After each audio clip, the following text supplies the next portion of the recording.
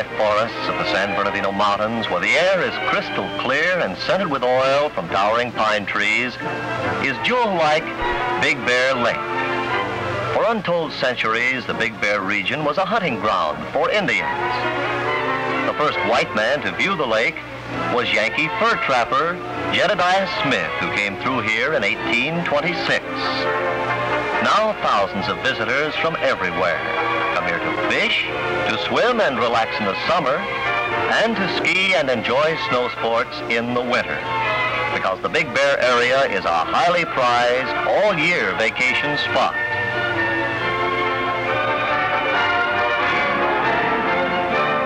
Yes, Big Bear has a great future as well as a colorful past. Each year, the Old Miners Association of Big Bear Lake sponsors a hilarious 5-day program which attracts thousands of visitors and helps residents relive the eventful days of their forefathers.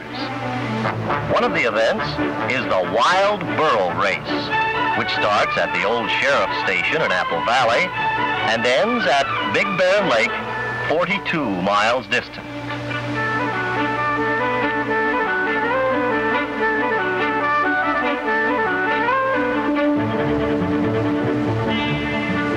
The night before the start of the race, the beasts which have been trucked in from remote regions of Arizona and New Mexico are made ready for the big event. First comes the branding, as numbers are painted on each entry. Each sponsor has posted a $40 entry fee, and the winner bags a $500 prize. $250 is second place money, $150 for third, and $100 for fourth. And the contestants are all bound by a formidable set of rules.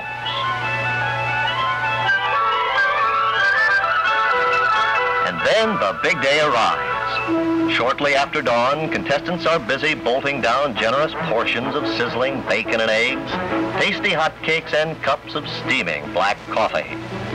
Well, eat hearty, my boy. It'll have to last you until the noon stop.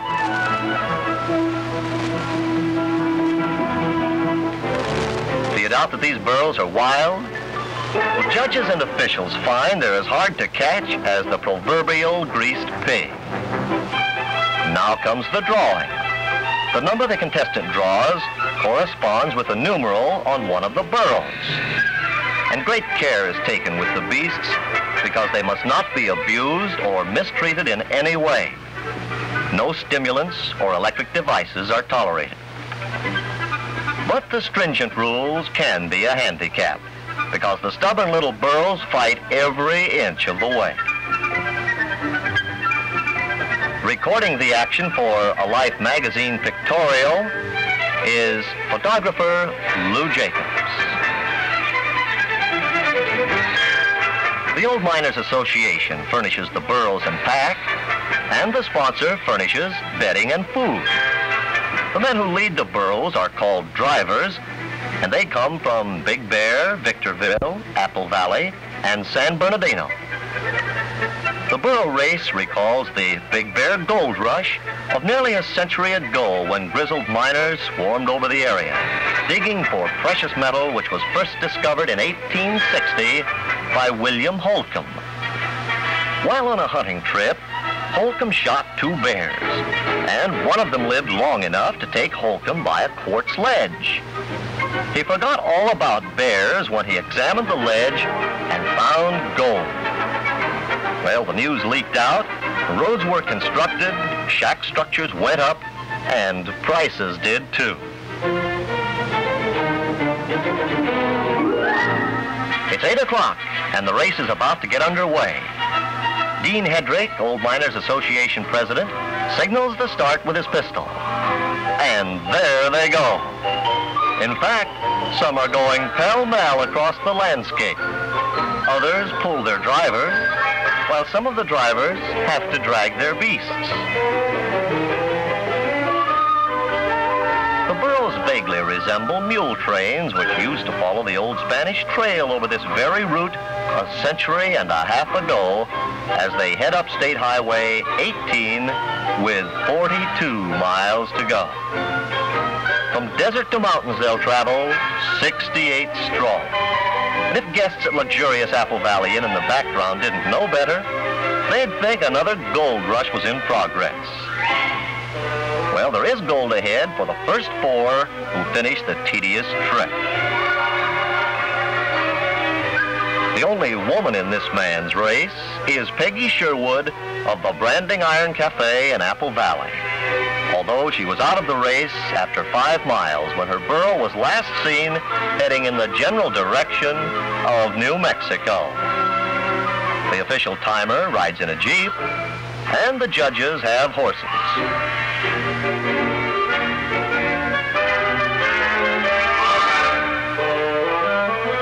Let's see how the contestants are doing.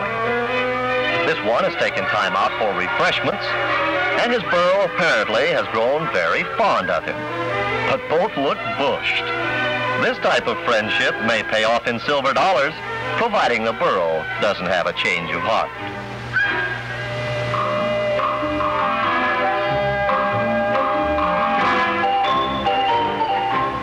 Only 7.5 miles from the old sheriff's station in Apple Valley to the noon stopover at Dead Man's Point. But when you're dragging a mule along, it seems more like 1,000,000 miles. And here comes the chuck wagon, signaling the first day lunch stop. All contestants must take at least a 1-hour stop for lunch in order to follow the rules of the race. In 90% of the cases, however, foot-weary drivers don't have to be coaxed to take all their allotted time.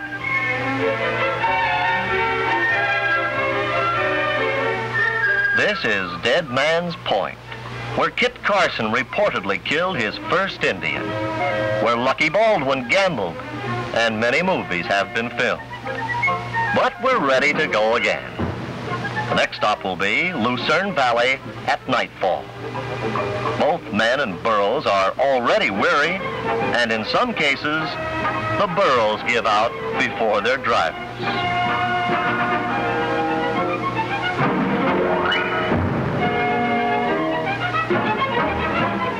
Now, here's a case in point.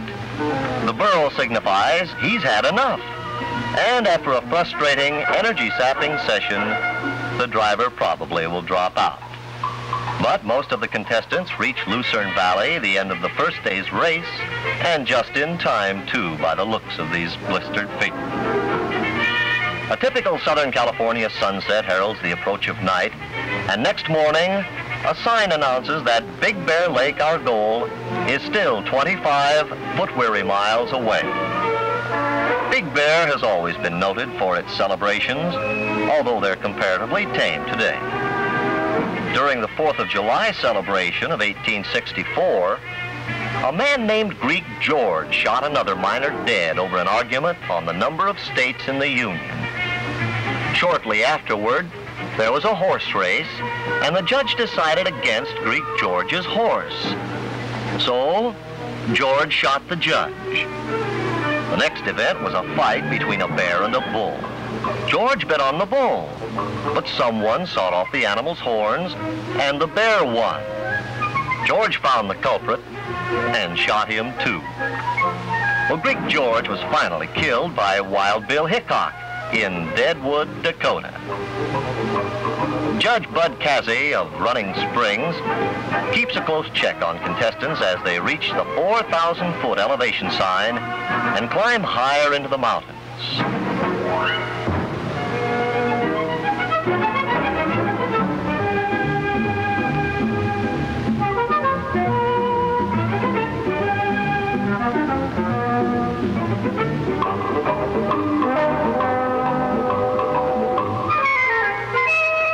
Lunch stop on the second day is at Cushingberry Ranch, a garden oasis on the edge of wasteland. Incidentally, the judges hear all complaints concerning alleged rule infractions right on the spot, and their decision is binding.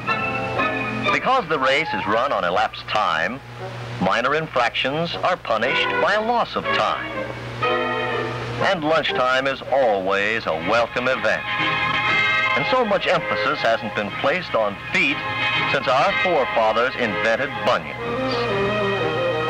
But really, fellas, think how sore you'd be if you were riding those spindly wild burros.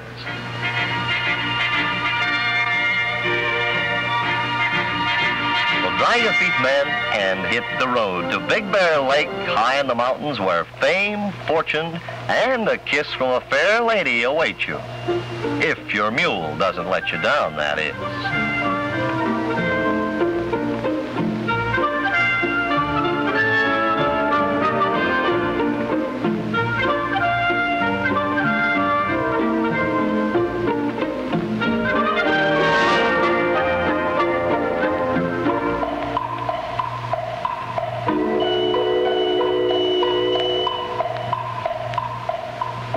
Getting up there now, 5,000 feet altitude, and those feet should be cooling off as we enter San Bernardino National Forest. Incidentally, Big Bear Lake was named by Benjamin D. Wilson, early mayor of Los Angeles, who led an expedition into the region to punish Indian horse thieves. Wilson reported the whole lake area alive with bear, and in a short time his men had lassoed and captured a total of 11 bears.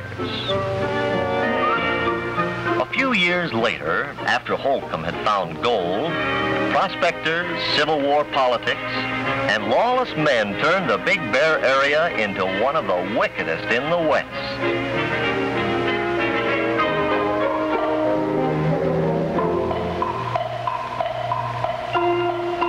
Holcomb wrote in later life that bullets were flying all the time so that no person was safe.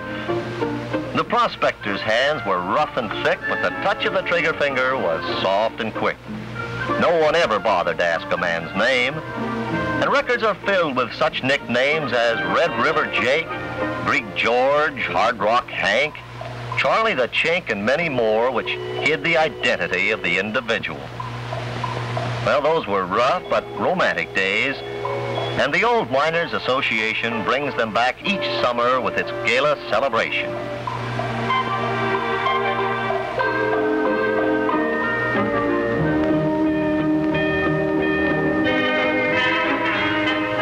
The end of the second day of the Burro race is drawing to a close. Big Bear Lake is only 10 miles away now, and Baldwin Lake, the second night stop, is close at hand. Baldwin Lake was named after the famous Lucky Baldwin, who entered the local picture when he purchased the Doble Mine. Baldwin incorporated the property in 1872 under the title of Gold Mountain Mining Company for $6 million. And the heavy mining trend turned toward the east part of the mountain range. In the early 1880s, however, much of the gold was worked out and the area became pretty much a ghost town. Then lumbering took over, and then grazing. And finally, Big Bear Lake became known far and wide as a recreational haven. And speaking of old-time celebrations, Smiley, the mayor of Last Frontier Village in Las Vegas, is here advertising that city's El Dorado Week. The judges have just awarded a contestant 45 minutes credit because his burro ran through a barbed wire fence, and the veterinarian took 45 minutes of precious time attending to the beast's injuries. Well, on a grind like this, everybody works up an appetite.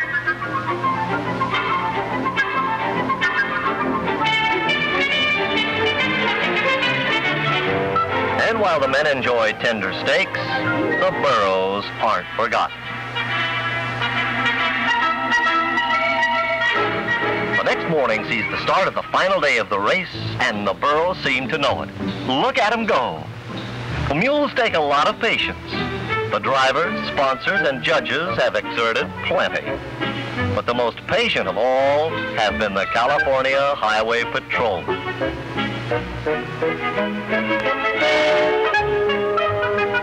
Hey, officer, that burro's speeding. Well, the race leaders are working their way ever closer to Big Bear Lake. Now it's only 5.5 miles distant. It won't be long now.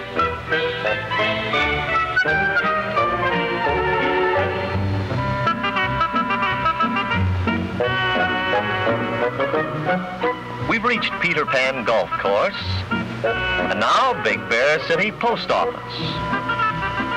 Twin Bears is finally sighted, and we're only about 3 miles from Big Bear. The end is almost in sight. Out of 68 burros starting the race, it looks like only 37 will finish, which is a better record than automobiles had in last year's big Mexican road race. And the excitement mounts as the large 3-day race draws to a dramatic finish. Spectators from all over California line the streets, breathlessly expecting the unexpected.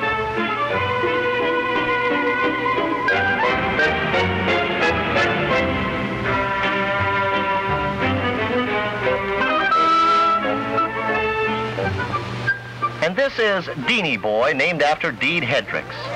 Deanie Boy was born in a truck while his mother was being brought in from New Mexico. And now the long-expected finish. One burro is being pushed across the line. Enjoying the end of the race are J.B. Quayle, official timekeeper, his wife, and Mrs. Clementine, Mrs. Ann Cawthorn.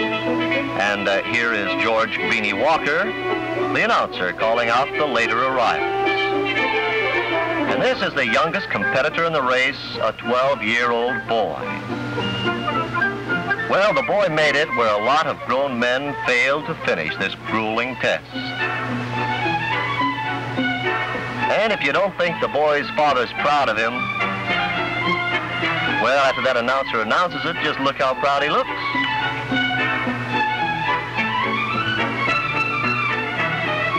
Well, the burros are still coming in, but it looks like this one might not make it. Well, that's what tries men's souls and makes strong men weep.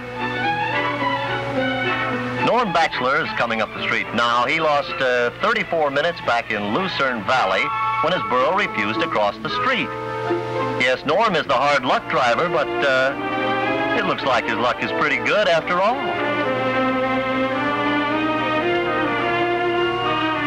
And still the contestants stream in. Although they're out of the money, they get their burros free. That night, Dean Hendricks begins the check presenting ceremonies with the aid of Linda Ray Thomas as Miss Clementine and her pet duck. A $500 check for first money goes to Ward Morrison of Big Bear City. And second prize of $250 goes to Jack Bryant of Apple Valley. Third place winner for $150 is Art McCall of Lucerne Valley, and fourth money goes to Ed Farrington of Apple Valley. The next morning, the festivities continue with a colorful parade containing numerous attractive floats. Now here comes the color guard marching proudly down the street.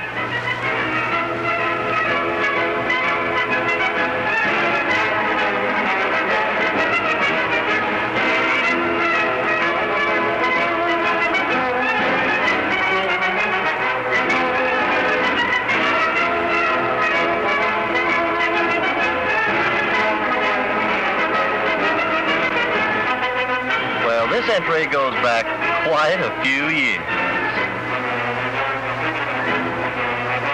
Since early days, the horse has been a popular and common sight around the Big Bear area.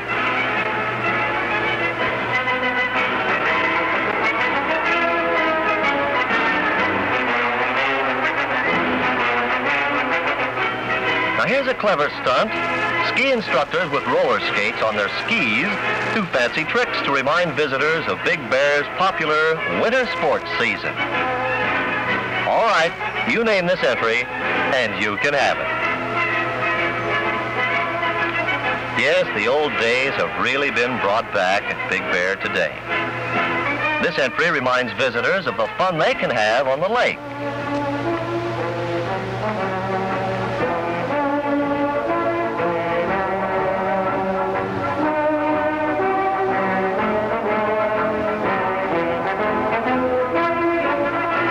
is a reminder of the days when a racier form of entertainment was not only common, but in great demand in the Big Bear area.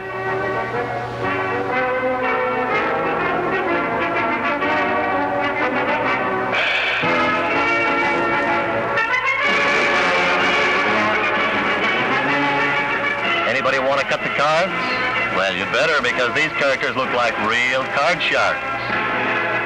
And now for a square dance.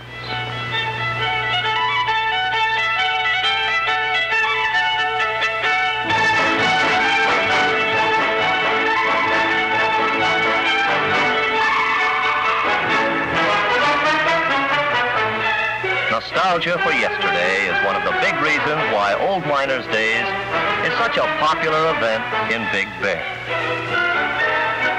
And now comes the pancake race. Object of the race is to fry a couple of pancakes. Eat one and make your burro eat one. And therein many times lies the catch. And of course the fire has to be built and the burro unpacked. He has his skillet ready now. Batter must be whipped into shape. Now the hot cakes are poured into the skillet. And then comes the tough part. Just try feeding a pancake to a burro who doesn't want to enter into the spirit of things. After the burro eats the pancake, the contestant must repack his utensils and then head back to the finish line. The first one there collects the money as well as a kiss for his efforts. Who collects the kiss? Well, and then comes the burro auction. Auctioneer is Judge Jack Matthews, and the wild burros go for as little as $2 and as much as $25. Now this old-timer makes sure the burro's age is correct by checking his teeth. Good as a new car guaranteed. And Miss Clementine signals the start of the Junior Rodeo at Meadow Park. But her pet duck has no connection with this event. Kids from 4 to 16 participate in the Junior Rodeo each year. And here comes a candidate for Miss Clementine honors in about 12 years. And the Whiskerino contest is the next event. This classification is for the man with the blackest beard, and there are many different divisions.